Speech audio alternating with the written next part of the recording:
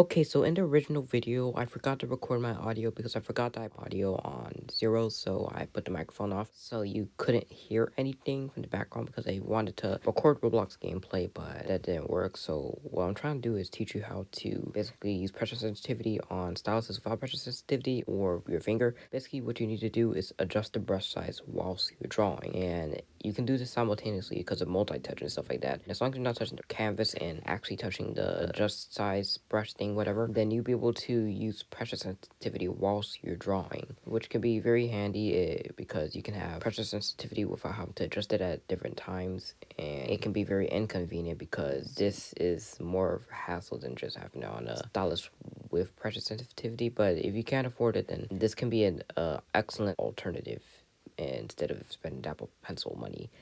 So it also works on Procreate too. I'm just doing it on Rough Animator because I want it. But you can do this on Procreate too, and probably any other apps. And if you do slow, it can be more gradual than this.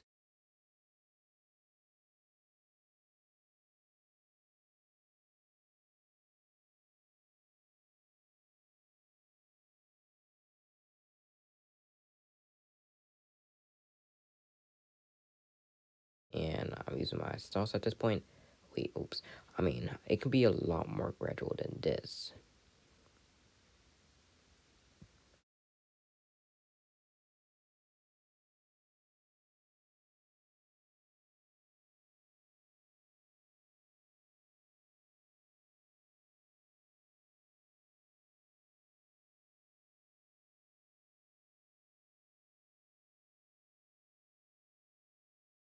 So if this tutorial has helped you out, please let me know in the comment section below.